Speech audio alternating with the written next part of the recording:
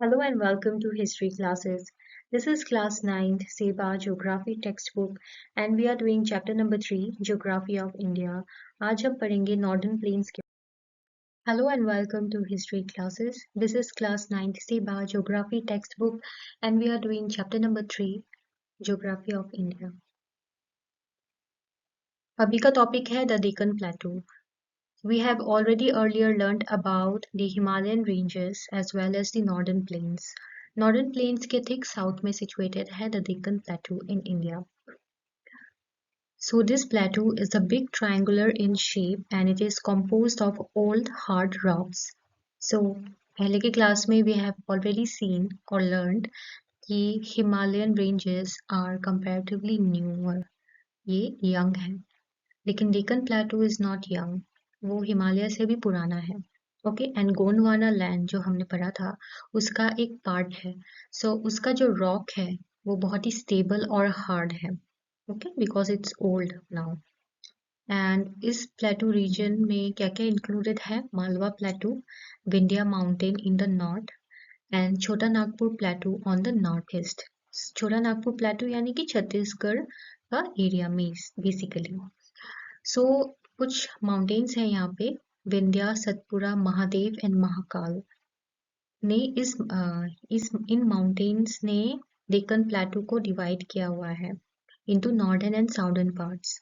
सो जो northern part है वो थोड़ा सा लेस एक्सटेंसिव है, यानी कि उतना ज़्यादा नहीं है उसमें पार्ट, और उसमें मालवा और छोटा नागपुर प्लेटूज ही लोकेटेड है, ज़्यादा नहीं. मध्य प्रदेश और छत्तीसगढ़ का रीजन ही लोकेटेड है.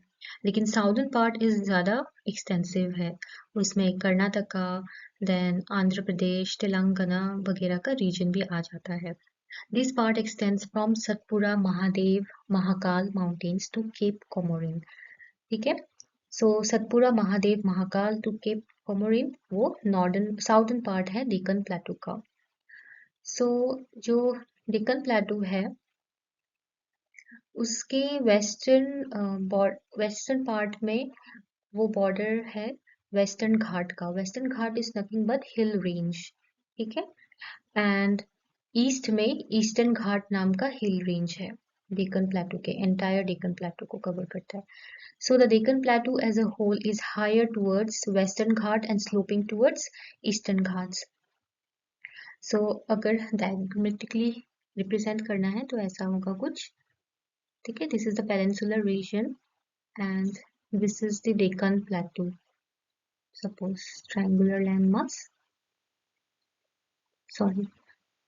So यहाँ पे suppose ईस्टर्न घाट्स का रेंजेस है, वेस्टर्न घाट्स का रेंजेस है and towards the east Eastern Ghat का रेंजेस है. सो ये जो प्लेटू है ना ये स्लोपिंग है इस तरह से, from west to east sloping है, सीधा नहीं खड़ा हुआ है. वेस्ट से वेस्ट की तरफ हायर है, ईस्ट की तरफ थोड़ा झुक जाता है. तो इसकी वजह से क्या होता है, इस फीचर की वजह से जो रिवर्स है साउथ इंडिया में वो बेसिकली वेस्ट टू ईस्ट बहती है.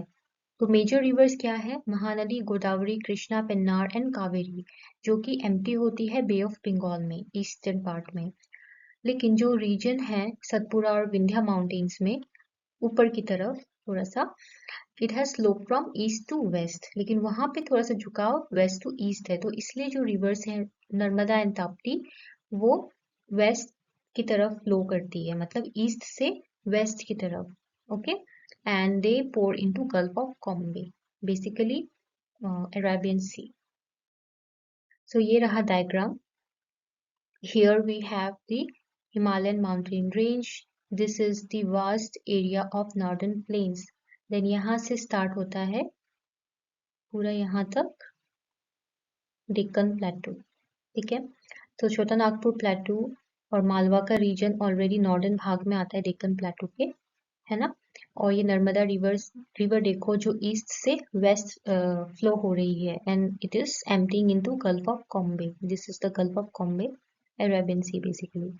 And the other rivers we see of the Deccan Plateau, Mahanadi River is emptying into Bay of Bengal, then Godavari River here, Krishna River here and Kaveri River also here. ठीक है. और फिर आप लोगों ने एक और चीज पढ़ी थी, वेस्टर्न घाट्स एंड ईस्टर्न घाट। तो ये डेक्कन प्लेटू है, तो इसके वेस्ट में वेस्टर्न घाट का रेंज है एंड यहाँ पे ईस्टर्न घाट का रेंज है, ठीक है। और फिर ये बीच का जो रीजन देख रहे हो आप, वेस्टर्न घाट और शोर का, ये छोटा सा पतला सा ये जो रीजन है, यहाँ से लेकर पूरा यहाँ तक, और ईस्टर्न भाग में भी यहाँ से ये थोड़ा सा बड़ा है, यहाँ से लेके महानदी रिवर तक। तो this is nothing but the coastal region of India. So यहाँ से देखो, कोस्टल रीजन बेसिकली, अगर वेस्टर्न कोस्टल रीजन की बात करूँ तो दो भागों में बांटा हुआ है उसको, ओके। सो मुंबई और मैंगलोर का जो रीजन है, मुंबई यहाँ से लेकर यहाँ पे मैंगलोर आता है, ओके, कर्नाटक का साइड में यहाँ तक का region, it is called Konkan coast, okay. You might have heard about Konkan, so they live here basically, Konkan coast. और फिर यहाँ से मैंगलोर से पूरा केप कोमोरिन तक या फिर कन्याकुमारी तक, दिस रीजन, मतलब बेसिकली गोवा इंक्लूडेड है उसमें, this region is called Malabar coast, understood. फिर वैसे ही ईस्टर्न घाट की तरफ आते हैं, यहाँ पे भी जो कोस्ट है वो दो भागों में डिवाइडेड है, महानदी रिवर और गंगा रिवर के बीच का जो हिस्सा है, ओके, यहाँ ये वाला हिस्सा, इसको बोलते हैं नॉर्दर्न सरकार। तो इसमें उड़ीसा और थोड़ा सा पार्ट ऑफ वेस्ट बंगाल भी आ जाता है, इसको नॉर्दर्न सरकार बोलते हैं। एंड फिर महानदी से लेकर कन्याकुमारी तक का जो हिस्सा है ये वाला, इसको बोलते हैं कोरोमंडल कोस्ट, अंडरस्टूड, ओके। सो या this is it. Now we will study about Indian islands. So Indian group of islands, India में islands भी है, दो group है, one group is Lakshadweep and other is Andaman and Nicobar islands. ये दो आइलैंड ग्रुप है, ये यूनियन टेरिटरीज है इंडिया के। लक्षद्वीप का कैपिटल है कावरती एंड अंडमान एंड निकोबार का कैपिटल है पोर्ट ब्लेयर। लक्षद्वीप सिचुएटेड है अरेबियन सी में, just west of Malabar coast. And Lakshadweep बना है तीन मेजर आइलैंड से, Lakshadweep, Minicoy and Amin islands, and there are total 25 small and large islands located within this island groups. These islands have their average height of about 3 to 5 meters from the mean sea level. Okay, so not much. As an union territory, Lakshadweep has a total area of about only 32 kilometers square. On the other hand, we see Andaman and Nicobar Islands. They are located in Bay of Bengal and very far away from Coromandel coast. Andaman and Nicobar में about 204 numbers of islands है, and Nicobar में included है 11 numbers, and thereby the Andaman and Nicobar island group consists of a total of 250 numbers of islands of different sizes. ठीक है, अंडमान में तो basically लोग भी रहते हैं, it is habitable, but Nicobar का कुछ आइलैंड्स तो वहां तक तो जो हमारे आम इंसान है वो पहुंच नहीं पाए हैं, it is inhabited by some obscure tribal groups, वहां पे जाना भी खतरनाक माना जाता है। This island group is extending for a length of about 590 kilometers and for a width of about 58 kilometers. Its total area is 8,249 kilometers square. Its height from sea level is not more than 5 meters.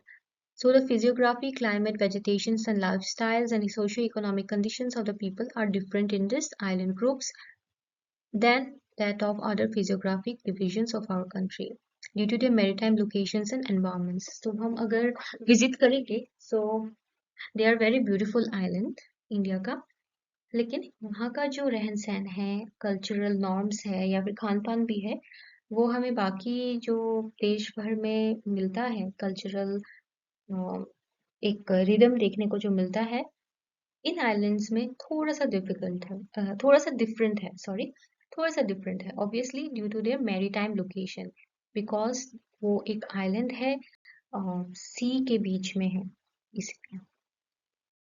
That was all for today. Thank you and have a nice day.